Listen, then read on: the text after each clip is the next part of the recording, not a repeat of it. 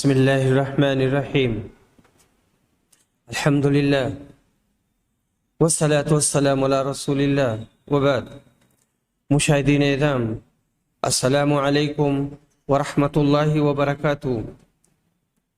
ہماری بات توریہ کی چل رہی تھی کہ لڑائی کا مقام چھپانا تاکہ دشمن اس پر مطلع نہ ہونے پائے۔ حدیث نمبر 2948، یہاں پر کعب بن مالک کی روایت ہے کہ میں نے کعب بن مالک سے سنا، آپ بیان کرتے تھے کہ ایسا کم اتفاق ہوتا کہ رسول صلی اللہ علیہ وسلم کسی جگہ جہاد کا قصد کریں اور وہ مقام بیان کریں، مگر الٹ سمت کی طرف اشارہ فرماتے۔ جب آپ غزوہ تبوک کو جانے لگے تو چونکہ یہ غزوہ بڑی سخت گرمی میں ہونا تھا،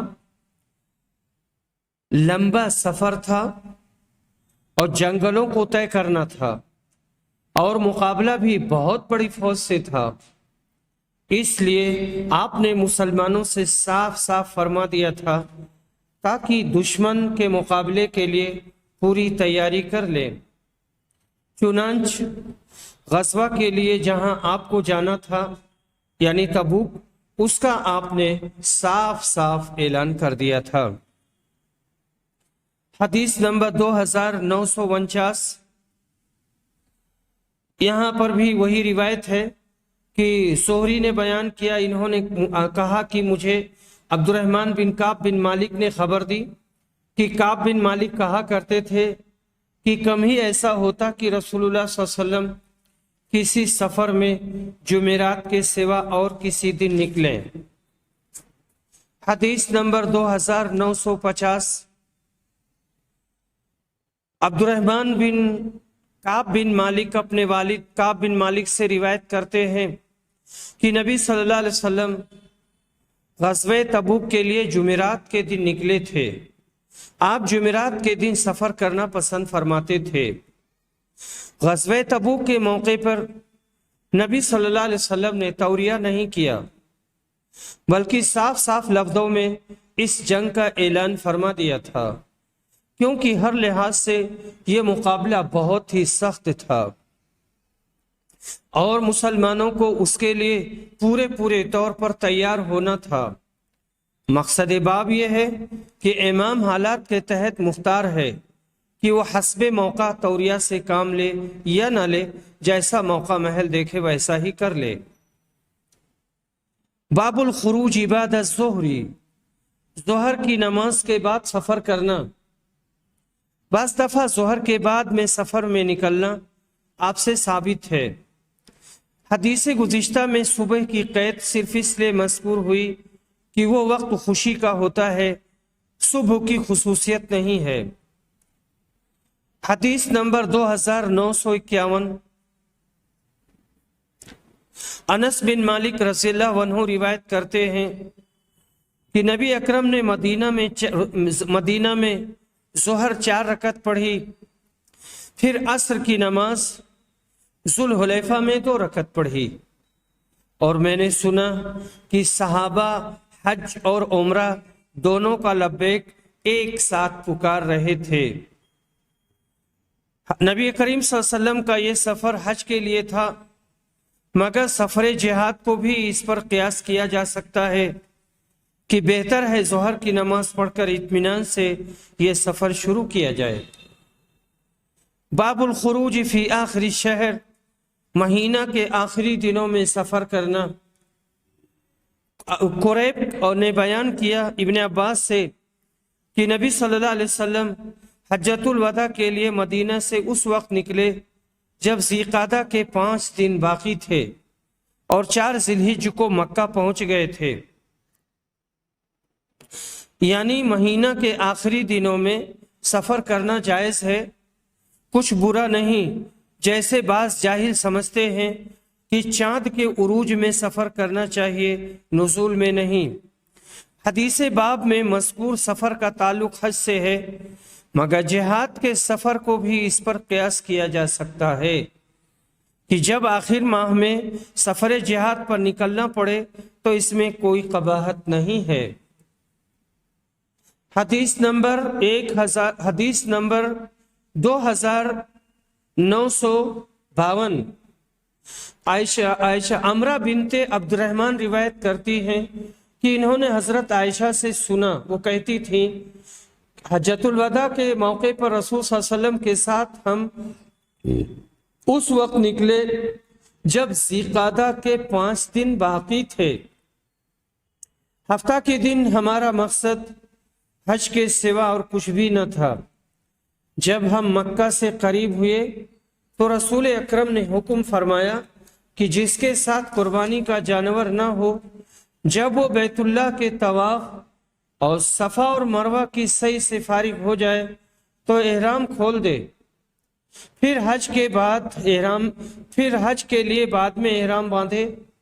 حضرت عائشہ نے کہا کہ 10ویں ذی الحجہ کو ہمارے یہاں گائے کا گوشت آیا۔ میں نے پوچھا کہ گوشت کیسا ہے، تو بتایا گیا کہ رسول اللہ صلی اللہ علیہ وسلم نے اپنی بیویوں کی طرف سے جو گائے کی قربانی کی ہے، یہ اسی کا گوشت ہے۔ یہاں بھی نبی صلی اللہ علیہ وسلم کے سفر حج، یہاں بھی نبی اکرم صلی اللہ علیہ وسلم کے سفر حج کا تذکرہ ہے کہ آپ آخری ماہ میں اس کے لیے نکلے اور یہ موقع بھی ایسا ہی تھا۔ پس جہاد کے لیے بھی امام جیسا موقع دیکھے سفر شروع کرے۔ اگر مہینہ کے آخری دنوں میں نکلنے کا موقع مل سکے تو یہ اور بہتر ہوگا کہ سنت نبوی پر عمل ہو سکے گا۔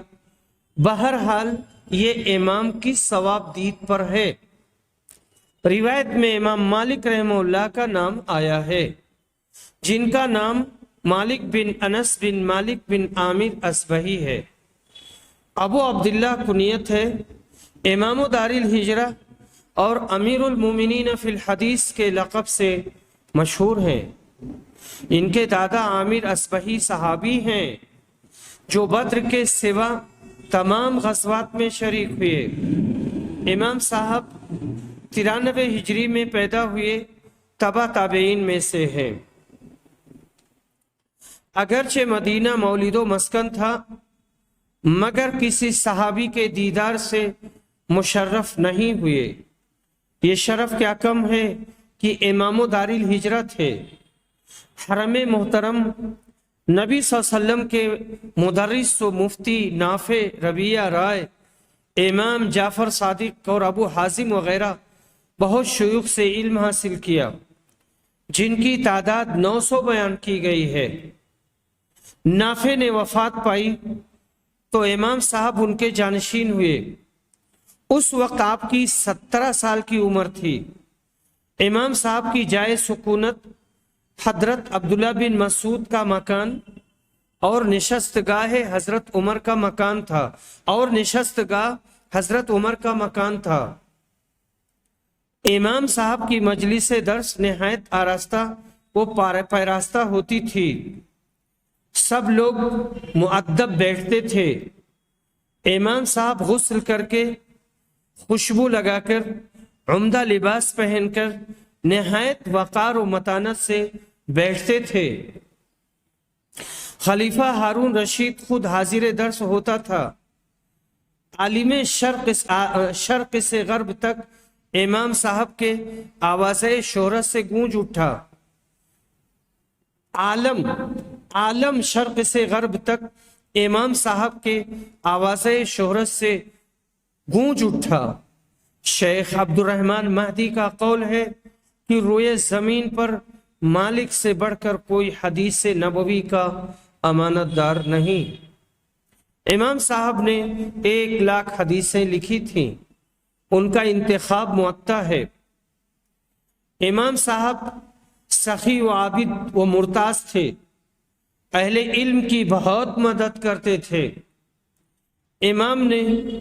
امام شافعی کو 11,000 دیتے تھے۔ امام شافعی رحمہ اللہ کو 11,000 دیتے تھے۔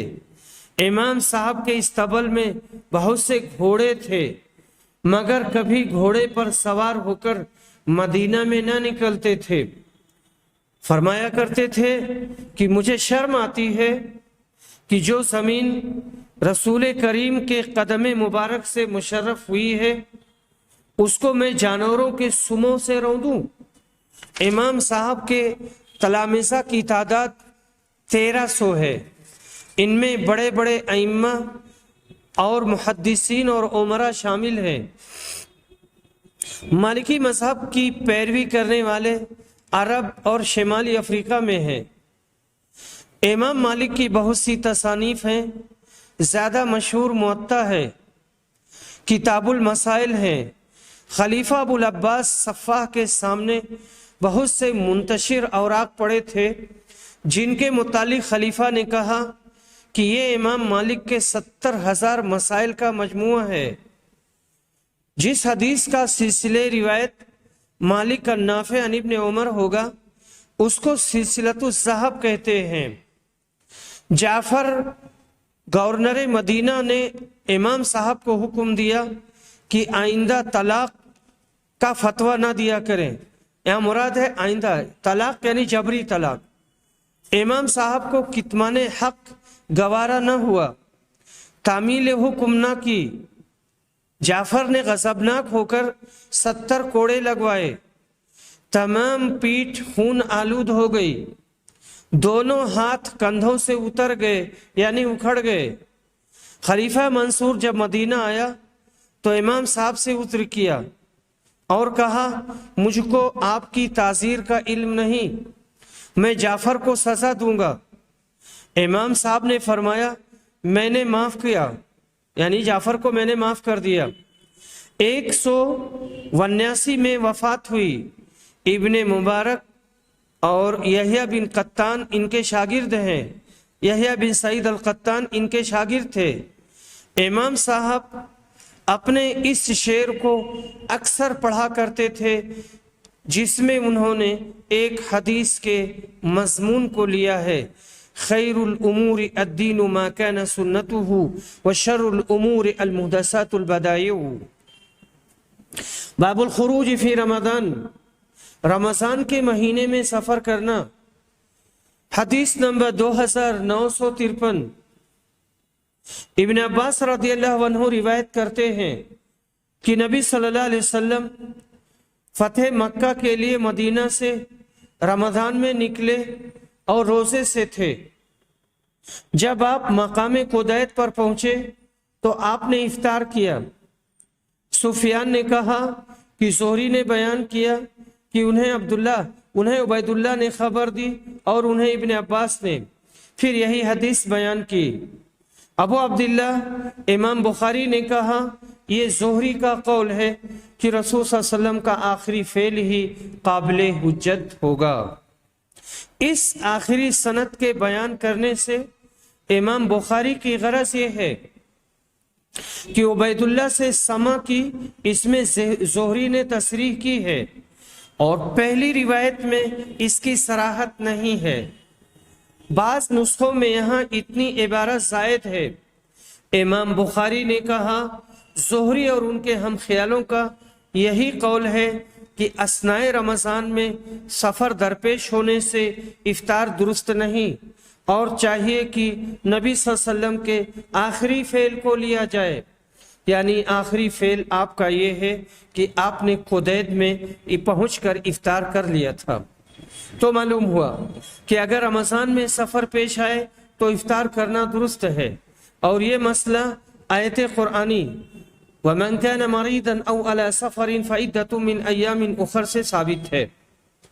یہاں اس حدیث کو لانے سے امام بخاری رحمہ اللہ کی غرض یہ ہے کہ جس شخص نے رمضان میں سفر مکروہ بتایا اس کا قول صحیح نہیں۔ باب التودیع عند السفر، سفر شروع کرتے وقت مسافر کو رخصت کرنا۔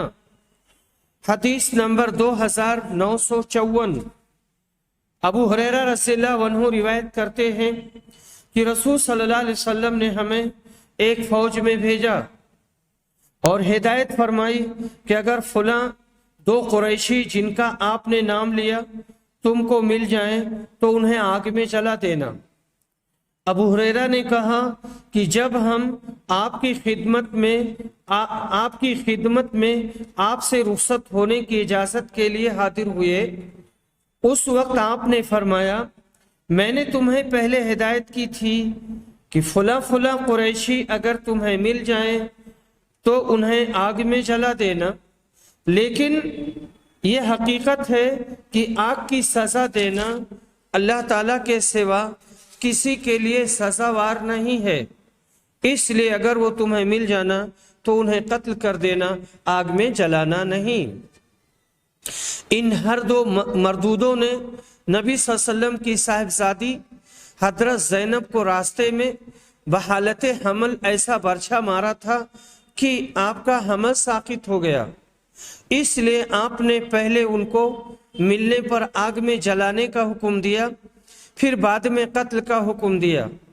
معلوم ہوا کہ آگ میں جلانا حرام ہے، پہلے آپ نے رائے سے حکم دیا تھا، پھر وحی الہی سے اس کو منسوخ کر دیا۔ قسطلانی نے کہا پسو اور کھٹمل وغیرہ کا بھی آگ میں جلانا مکروہ ہے، اور بعض ڈاکوؤں کے لیے جو آپ نے آنکھوں میں گرم سلائیاں ڈالنے کا حکم دیا تھا وہ قصاصاً تھا، کیونکہ ان ظالموں نے اصحاب رسول اللہ صلی اللہ علیہ وسلم کے ساتھ یہی حرکت کی تھی۔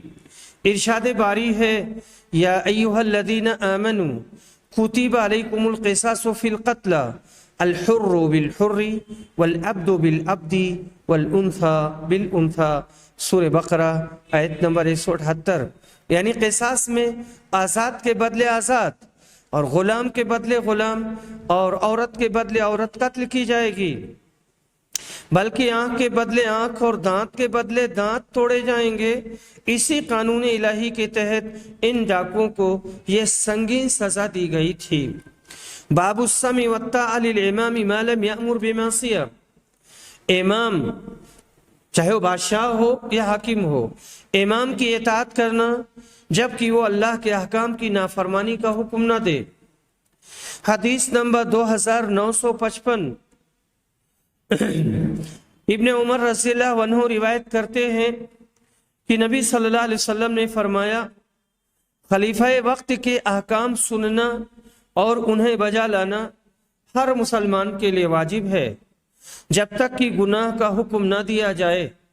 اگر گناہ کا حکم دیا جائے تو پھر نہ اسے سننا چاہیے اور نہ اس پر عمل کرنا چاہیے، کیونکہ دوسری حدیث میں ہے لا طاعۃ لمخلوق فی معصیت الخالق، یعنی اللہ کی معصیت میں کسی مخلوق کی بات نہیں مانی جائے گی۔ بڑا بادشاہ اللہ تعالیٰ ہے، اس کے حکم کے خلاف میں کسی کا حکم نہیں مانا جائے گا اور نہ اس پر عمل ہوگا۔ اگر کوئی بادشاہ خلاف شرع حکم دے تو اس کو سمجھانا چاہیے، ورنہ سب لوگ مل کر ایسے بادشاہ کو معزول کر دیں۔ اگر ایسی طاقت ہے تو، ورنہ پھر اس کے لیے دعائیں کریں کہ اللہ تعالیٰ ان کو ہدایت دے۔ اس حدیث سے ان لوگوں کا بھی رد ہوا جو آیات قرآنیہ اور احادیث نبویہ کے ہوتے ہوئے اپنے اماموں کے قول پر جمے رہتے ہیں اور آیات و احادیث کی غلط تعویلات کر کے ان کو ٹال دیتے ہیں، جن کی بہت سی مثالیں علامہ ابن قیم رحمہ اللہ کی کتاب اعلام الموقعین میں دیکھی جا سکتی ہیں۔ باب یقاتل من وراء الامام ویتقی بہ، امام یعنی بادشاہ اسلام امام کے ساتھ ہو کر لڑنا اور اس کے زیر سایہ اپنا دشمن کے حملوں سے بچاؤ کرنا۔ حدیث نمبر 2956۔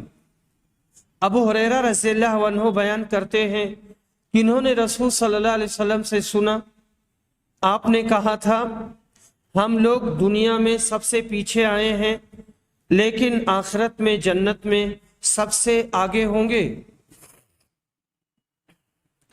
حدیث نمبر 2957۔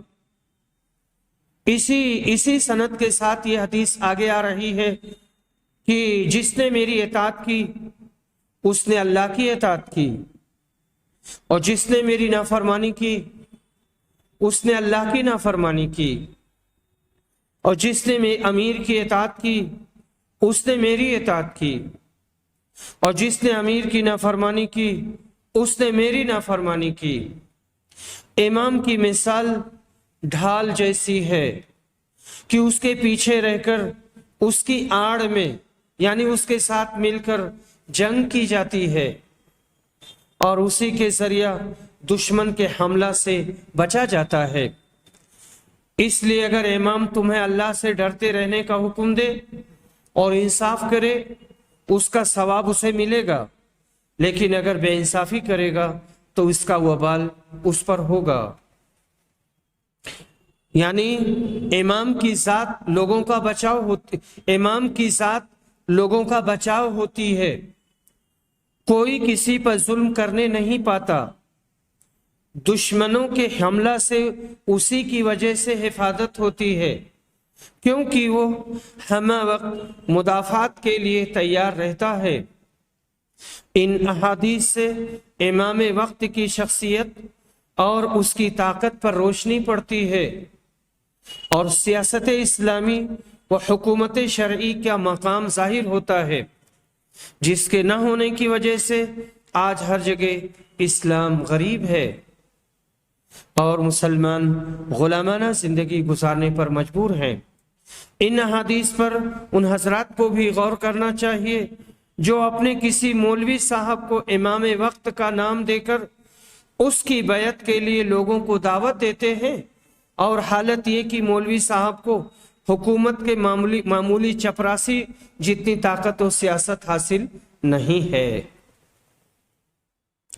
باب البیعت فی الحرب اللہ یفروا وقال بعضهم علی الموت، لڑائی سے نہ بھاگنے پر، اور بعضوں نے کہا مر جانے پر بیعت کرنا، کیونکہ اللہ تعالیٰ نے فرمایا ہے کہ بے شک اللہ مسلمانوں سے راضی ہو چکا ہے جب وہ درخت کے نیچے تیرے ہاتھ پر بیعت کر رہے تھے، یعنی بیعت رضواں۔ لفظ بیعت باء یبیع کا مصدر ہے، جس کے معنی بیش ڈالنے کے ہیں۔ ایک مسلمان خلیفہ وقت کے ہاتھ پر جنت کے عوض اپنے آپ کو بیش ڈالنے کا اقرار کرتا ہے، اس اقرار کا نام بیعت ہے۔ عہد نبوی میں یہ بیعت اسلام کے لیے اور جہاد کے لیے کی جاتی تھی۔ عہد خلافت میں خلیفہ وقت کی اطاعت و فرما برداری کے لیے کی جاتی تھی۔ اسلام لانے کے لیے کسی بزرگ کے ہاتھ پر بیعت کرنا یہ بھی جاری ہے۔ حدیث نمبر 2958،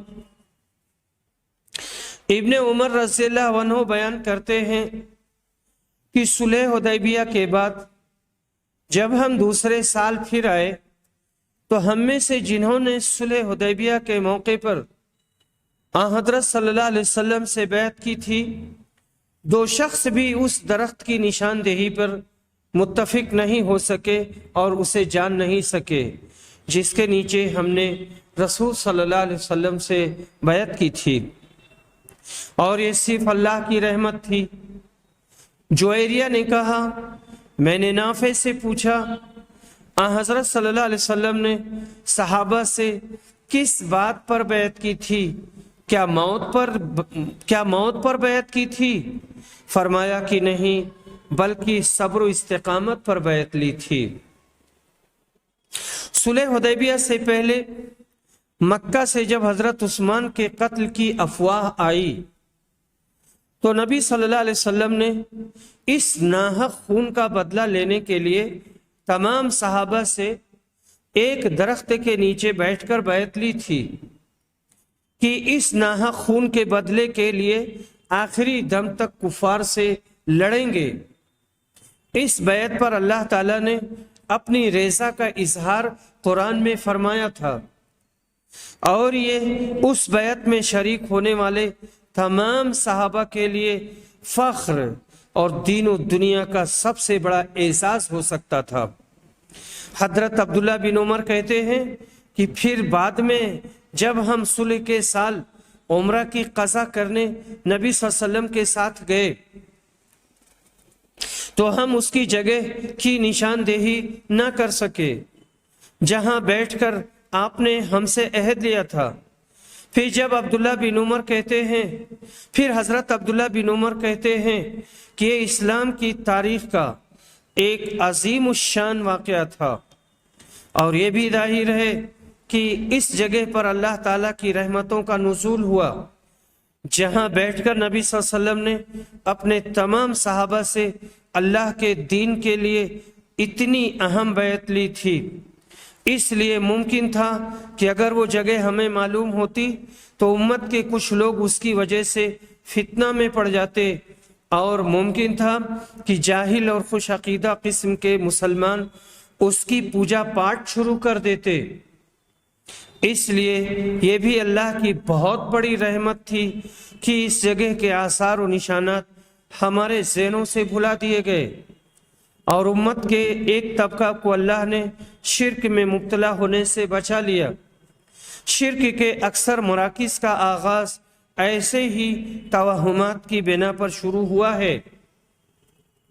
ابتدا میں لوگ کچھ یادگاریں بناتے ہیں، بعد میں وہاں پوجا پاٹ شروع ہو جاتی ہے۔ حدیث نمبر 2959۔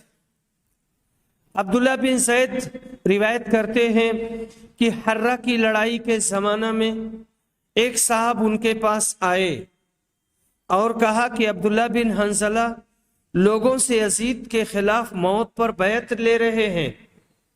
تو انہوں نے کہا کہ رسول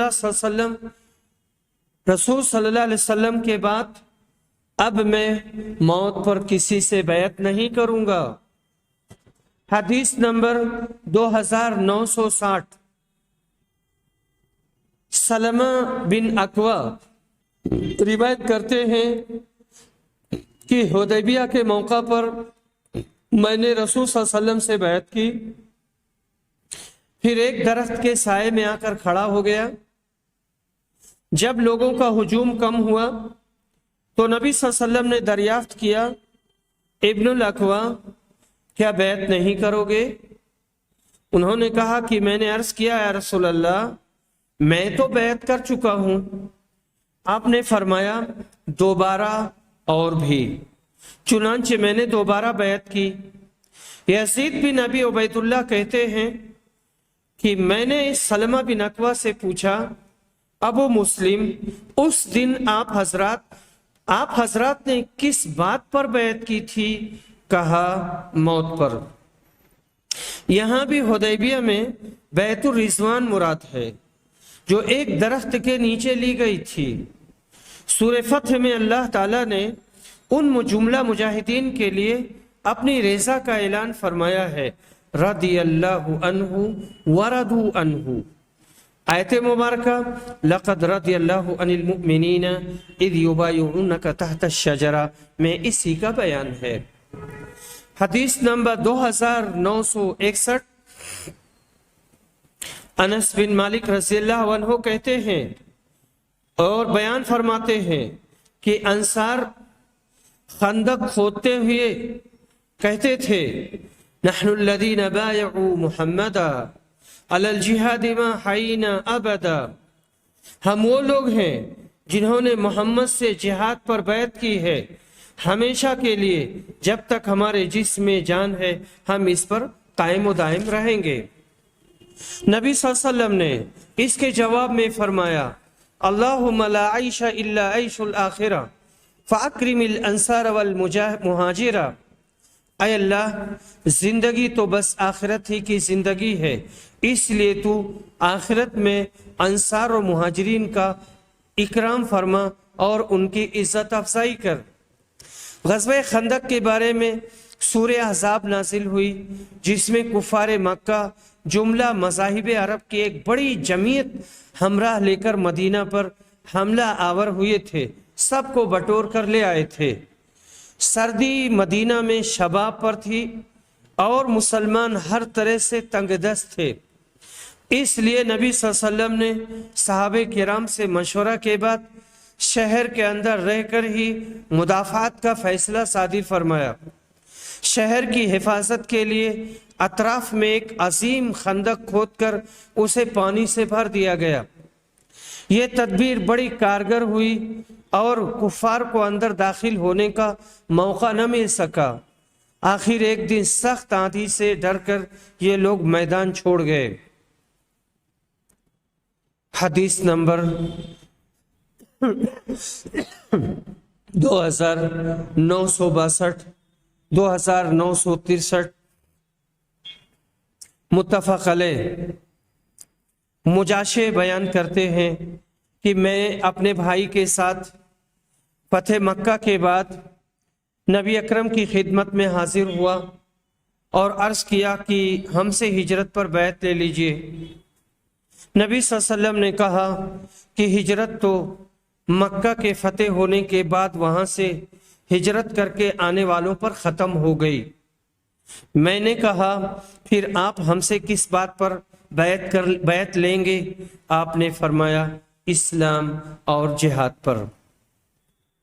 عہد رسالت میں ہجرت کا جو نشانہ تھا وہ فتح مکہ پر ختم ہو گیا، کیونکہ سارا عرب دارالاسلام بن گیا۔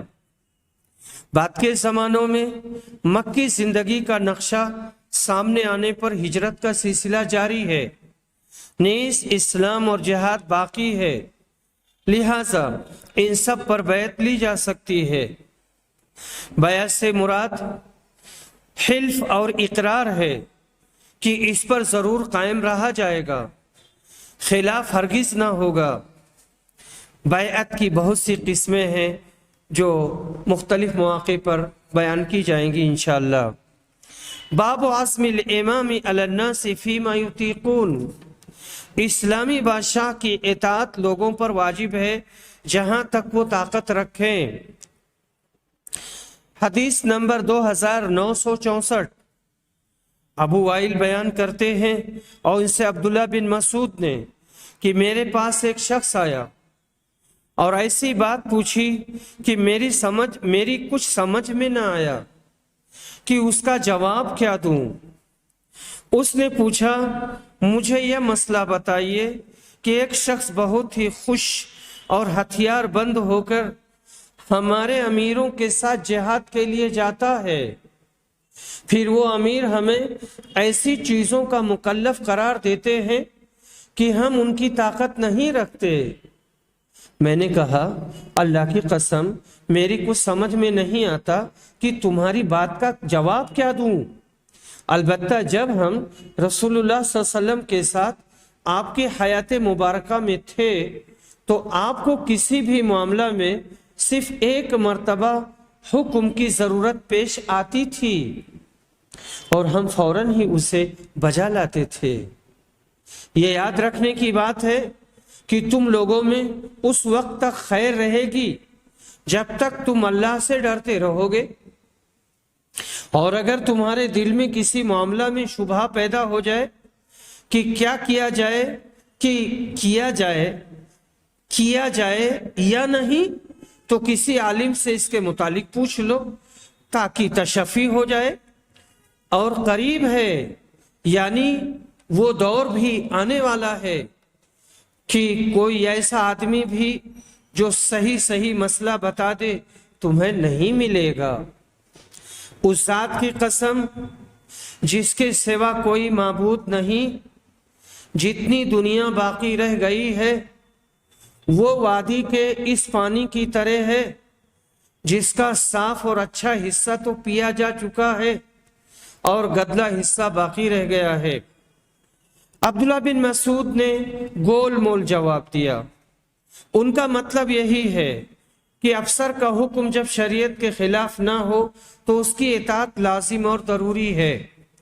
آپ نے قرآن کی آیت فَاسْأَلُوا أَهْلَ الذِّكْرِ إِن كُنتُمْ لَا تَعْلَمُونَ کے موافق حکم دیا، اور یہ تخصیص نہیں کی کہ فلاں عالم سے پوچھے، بلکہ عامی کا کام یہ ہے جس کسی عالم کو دیندار اور پرہیزگار اور خدا تر سمجھے اس سے دین کا مسئلہ پوچھ لے۔ इससे तकलीद शख्सी का भी रद्द हुआ कि ये गलत है कि आम आदमी एक आलिम ही के साथ चिमट जाए, बल्कि जो भी आलिम उसको अच्छा नजर आए उससे मसला पूछ ले। ये हुक्म उन आलिमों के लिए है जो जिंदा मौजूद हो, फिर जिनको दुनिया से गए हुए सदियां बीत चुकी हैं उन्हीं की तकलीद किए जाना, बल्कि उनके नाम पर एक मुस्तकिल शरीयत गढ़ लेना, ये वो मर्ज है जिसमें आम मुकल्लिदीन गिरफ्तार हैं, जिन्होंने दीन हक को 4 टुकड़ों में तकसीम करके वहदत मिल्ली को पारा पारा कर दिया है। सद अफसोस की उम्मत में पहला मुहलिक फसाद इसी तकलीद शख्सी से शुरू हुआ।